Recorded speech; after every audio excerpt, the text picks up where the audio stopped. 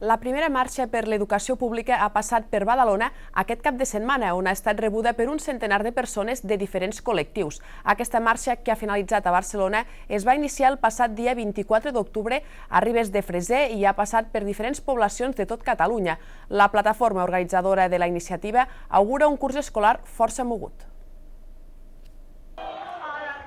Professors, estudiants i familiars d'alumnes de totes les etapes educatives han protagonitzat la primera marxa per l'educació, una iniciativa que ha recorregut a peu mitja Catalunya en defensa de l'educació pública.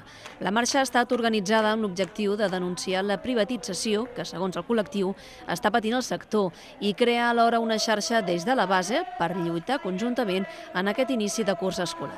En el que esperem que a través de totes les nostres reivindicacions, totes les mobilitzacions que fem, intentar aconseguir els nostres objectius.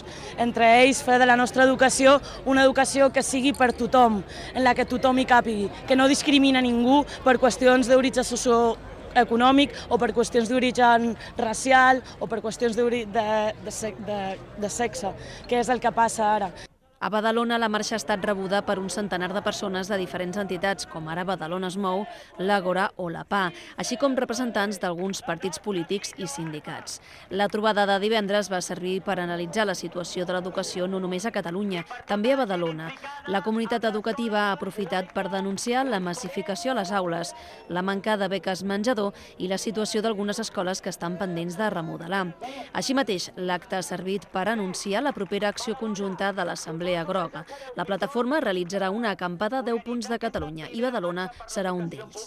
Perquè tota l'experiència i el treball de tanta i tanta gent durant tants anys no vagi a la paperera, a les escombraries, i Badalona, per descomptat, serà un punt fort, important d'aquesta acampada que voldrà parlar i discutir sobre quina educació volem, però sobretot impedir que la LOMCE s'aprovi. A l'espera de l'inici del curs escolar, la primera marxa per l'educació ha finalitzat a Barcelona.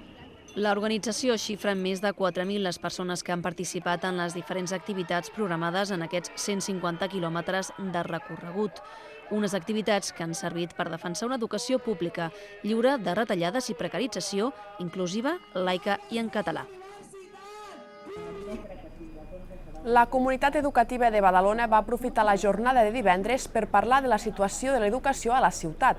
Durant l'acte es van reivindicar les escoles de la ciutat que encara estan pendents de la creació d'un nou edifici. D'una banda es troben els centres Bufala 2 i Lola Anglada, que havien d'estrenar nova escola al setembre i que tot apunta ho faran al gener. El primer porta 5 anys en mòduls prefabricats i, segons Badalona es mou, no hi ha espai per les assignatures de música ni informàtica. El segon, al barri de Canyadó, espera el nou espai per traslladar els alumnes de primària de l'antic edifici. D'altra banda, hi ha 3 escoles més de la ciutat en barracons, amb el projecte de construcció dels nous edificis aturats. Es tracta dels centres Montigalà, pendent d'aprovació del pressupost, l'escola Badalona Port, on el terreny triat és a mans privades, i l'escola Ventós Mir, una obra aturada ja que s'està buscant una nova ubicació.